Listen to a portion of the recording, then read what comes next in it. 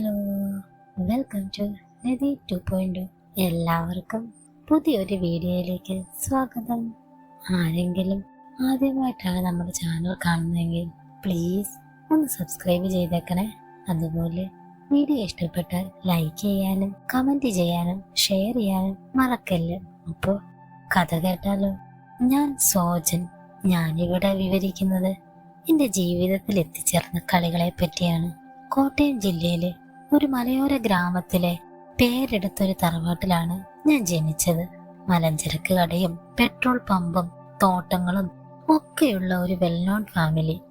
എന്റെ വലിയപ്പൻ മത്തായി ആയിരുന്നു ഈ സമ്പാദ്യം മുഴുവൻ ഉണ്ടാക്കിയത്. അതിലൊന്നുപോലും നഷ്ടപ്പെടാതെ ചാച്ചന്റെ ഒറ്റ മോനായ എന്റെ അപ്പൻ ജോർജ് ഇതെല്ലാം നോക്കി നടത്തി. എന്നാൽ ജോർജിന്റെ ഒറ്റ മോനായ ഞാൻ ചുമ്മാ അതിരുന്ന് സുഖിക്കുന്നു. ഞങ്ങളുടെ തോട്ടത്തിലൊന്ന് ഇടുക്കി ജില്ലയിലെ രാജാക്കാടും പിന്നെയൊന്ന് തമിഴ്നാട്ടിലെ കമ്പത്തുമാണ്. തോട്ടം നോക്കിയിരുന്നത് എന്റെ ചാച്ചനാണ്. രാജാക്കാട് തോട്ടത്തിൽ ഒരു വലിയ ബംഗ്ലാവ് ഞങ്ങൾക്കുണ്ട്. അങ്ങനെ ഇരിക്കെ 2013 എന്റെ ചാച്ചൻ അറ്റാക്ക് വന്ന് മരിച്ചു. അതുവരെ നാട്ടിലെ ബിസിനസ് നോക്കിയിരുന്ന അപ്പൻ തോട്ടത്തിലെ കാര്യങ്ങളും കൂടെ നോക്കേണ്ടി വന്നു. നാട്ടിലെ ബിസിനസ് നോക്കേണ്ട ചുമതല എന്റേതുമായി. ഞങ്ങളുടെ മലഞ്ചരക്ക് കടയിൽ ഒരു ലേഡി സ്റ്റാഫ് മാത്രമാണുള്ളത്. പമ്പിൽ 4 ആണുങ്ങളും 2 പെണ്ണുങ്ങളും.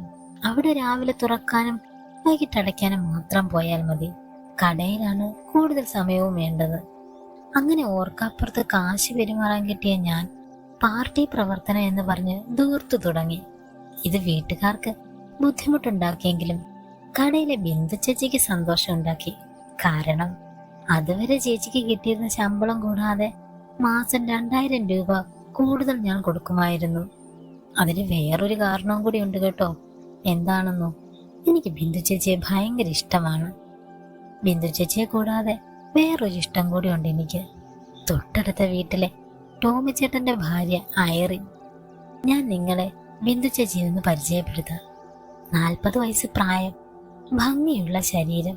കടയിൽ വരുമ്പോൾ സാരിയാണ് വേഷം. ഭർത്താവ് അപകടത്തിൽ മരിച്ചു. ഒരു മോളുള്ളത് മഠത്തിൽ നിന്ന് പഠിക്കുന്നു. വീട്ടിൽ ചേച്ചിയെ കൂടാതെ അമ്മായിയച്ഛനും അമ്മായിയമ്മയും ഉണ്ട്. ബിന്ദു ചേച്ചിയെ ഒരു ലുങ്കിയും ബ്ലൗസും ഉടുത്തിരുന്നെങ്കിൽ കുറച്ചുകൂടെ ഭംഗിയായനും കാണാനായി. ഏത്? എനിക്ക് ഈ ലുങ്കിയും ബ്ലൗസും എൻ്റെ ഒരു വീക്ക്നെസ് ആണ്.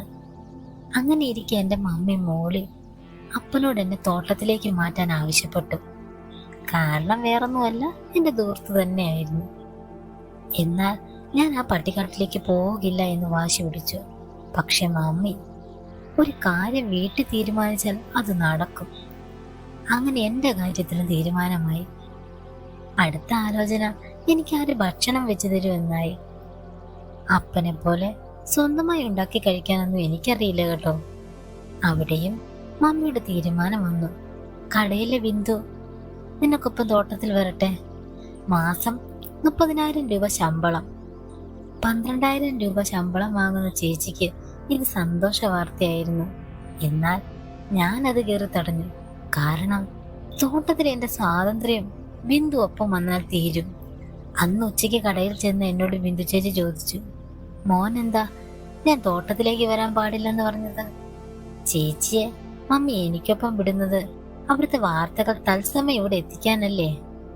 മോന്റെ മമ്മി അങ്ങനെ പറഞ്ഞു എന്നത് നേരാ. പക്ഷേ ഞാൻ ഒന്നും ഇവിടെ വിളിച്ചു പറയില്ല മോനെ. ചേച്ചി ഇപ്പോൾ ഇങ്ങനെയൊക്കെ പറയും, അവിടെ ചെന്ന് കഴിഞ്ഞാൽ ചേച്ചിയുടെ സ്വഭാവം മാറും. എനിക്കറിയാം മോനെ.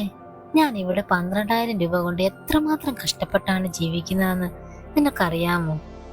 ഇടയ്ക്ക് മോൻ അധികം തരുന്ന കാശാണ് എനിക്ക് ആകെയുള്ള ഒരു ആശ്വാസം.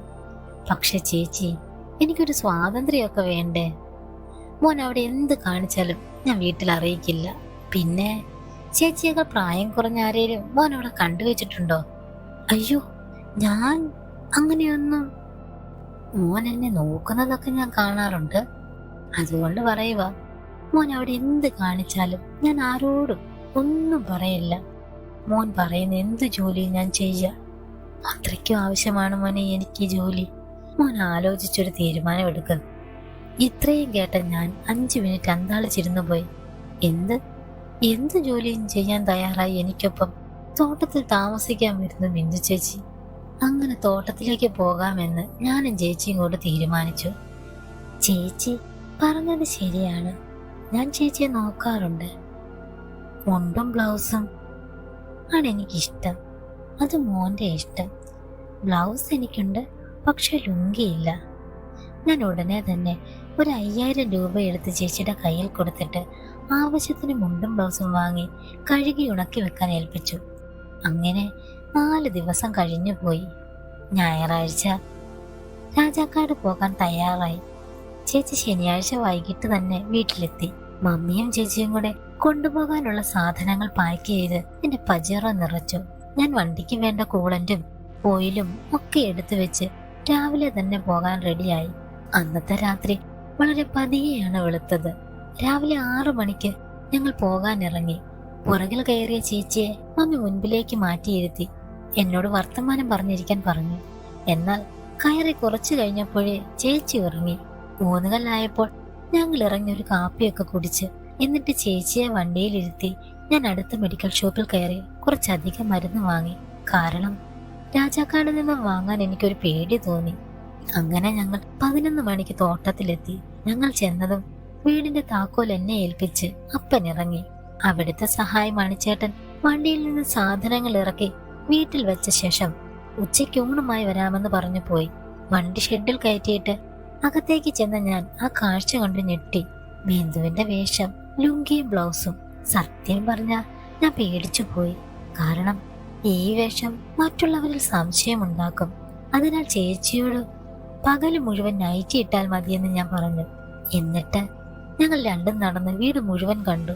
ഞാൻ ഇടയ്ക്കൊക്കെ വന്നിട്ടുണ്ടെങ്കിലും അധിക ദിവസം ഇവിടെ താമസിച്ചിട്ടില്ല. വീടിനെ പറ്റി പറഞ്ഞ 11 ഏക്കർ തോട്ടമാണ്. റോഡിൽ നിന്നും ഏകദേശം 200 മീറ്റർ മാറി ഒരു 2 നില വീട്, 4 റൂം വിത്ത് ടോയ്ലറ്റ്. വീടിന് ചുറ്റും ഏലമാണ്. ഉച്ചയ്ക്ക് മണിച്ചേട്ടൻ ഭക്ഷണം കൊണ്ടു തന്നു. രാത്രി ഭക്ഷണം ഞങ്ങൾ ഉണ്ടാക്കിക്കൊള്ളാം എന്ന് പറഞ്ഞ് മണിച്ചേട്ടന് ഒരു 500 രൂപയും കൊടുത്തു വിട്ടു. വൈകിട്ട് 6 മണിക്ക് ശേഷം പുറത്തിറങ്ങരുതെന്ന് പ്രത്യേകം പുള്ളി ഓർമ്മിപ്പിച്ചിട്ട് പോയി. കാരണം ഇവിടെ മൃഗങ്ങൾ ഇറങ്ങുമത്രേ രാത്രിയിൽ. അങ്ങനെ നേരെ 7 ആയി. ചുറ്റും വീടിന്റെ കരച്ചിൽ. ഏറെ പേടിപ്പിക്കുന്ന അന്തരീക്ഷത്തിലും ഞാൻ സന്തോഷിച്ചു. ബിന്ദു ചേച്ചി ചപ്പാത്തിയും കറിയുമായി വന്നു എന്നെ ഭക്ഷണം കഴിക്കാൻ വിളിച്ചു. ഞാൻ ഒരു പാത്രത്തിൽ ചപ്പാത്തിയും കറിയും എടുത്ത് അതിൽ നിന്നൊരു പീസ് ചേച്ചിയുടെ വായിൽ വെച്ചു കൊടുത്തു. ചേച്ചി നാണത്തോടെ അത് കഴിച്ചു. ഞങ്ങൾ കഴിച്ച ശേഷം ചേച്ചി മമ്മിയെയും ചേച്ചിയുടെ വീട്ടിലേക്കും ഫോൺ ചെയ്തു. ഏകദേശം ഒരു 1/2 മണിക്കൂർ കടന്നുപോയി. ശേഷം ചേച്ചി മേല് കഴുകി വരാമെന്ന് പറഞ്ഞ് ബാത്റൂമിലേക്ക് പോയി. ഞാൻ എന്റെ മുറിയിലും പോയി. 5 മിനിറ്റ് കഴിഞ്ഞപ്പോൾ അടുക്കളയിൽ നിന്നും പാത്രം അനങ്ങുന്ന ശബ്ദം കേട്ടു. അപ്പോൾ എനിക്ക് മനസ്സിലായി ചേച്ചിയുടെ കുളിയൊക്കെ കഴിഞ്ഞെന്ന്. പതിയെ താഴത്തെ നിലയിലെ ലൈറ്റുകൾ ഓരോന്നായി അണഞ്ഞു. ചേച്ചിയുടെ കാൽപെരുമാറ്റം അത് അടുത്തടുത്ത് വരുന്നു. അങ്ങനെ എന്റെ മുൻപിൽ ബിന്ദു ചേച്ചി വന്നു നിന്നു. കയ്യിൽ ഒരു ഗ്ലാസ് പാലും. ഞാൻ ചേച്ചിയെ അടിമുടി ഒന്ന് നോക്കിയിട്ട് കട്ടിലിൽ പിടിച്ചിരുത്തി. ഇതെന്താ ചേച്ചി പാലൊക്കെ ആയിട്ട്? അതോ മോന്റെ ജീവിതത്തിൽ ഭാര്യയായി ഒരു പെണ്ണ് വരുന്നവരെ ഞാനാണ് മോന്റെ ഭാര്യ. അതുകൊണ്ട് ഒരു ഗ്ലാസ് ബൂസ്റ്റ് എടുത്തതാണ്. മോൻ പാല് കുടിക്കില്ലല്ലോ. ഞാൻ അതിൽ പകുതി കുടിച്ചിട്ട് ബാക്കി ചേച്ചിക്ക് കൊടുത്തു. ചേച്ചി അത് വാങ്ങി കുടിച്ച് ഗ്ലാസ് മേശയിൽ വെച്ചു. പിന്നെ നമ്മുടെ വീഡിയോ കാണുന്നതിൽ ഏകദേശം 90% ആൾക്കാരും വീഡിയോ കണ്ടുപോകുന്നതേ ഉള്ളൂ. ആരും തന്നെ സബ്സ്ക്രൈബ് ചെയ്യുന്നില്ല. പ്ലീസ് കാണുന്ന എല്ലാവരും ഒന്ന് ചാനൽ സബ്സ്ക്രൈബ് ചെയ്ത് എന്നെ സപ്പോർട്ട് ചെയ്യണേ. അപ്പോ ഈ കഥയുടെ ഈ ഭാഗം എല്ലാവർക്കും ഇഷ്ടപ്പെട്ടു കാണുമല്ലോ അല്ലേ? ലൈക്ക് ചെയ്യാൻ മറക്കല്ലേ. കഥയുടെ ബാക്കി എന്താണെന്നറിയാൻ നമ്മുടെ ടെലിഗ്രാം ചാനലിലേക്ക് പോരും. ഓപ്പൺ വേർഷൻ നിങ്ങൾക്ക് അവിടെ കേൾക്കാം. അടുത്ത പാർട്ടിൽ അവരുടെ ഏലം തോട്ടത്തിൽ എന്താ നടന്നതെന്നറിയാൻ കാത്തിരിക്കും. അപ്പൊ വീണ്ടും കാണാം. ബൈ.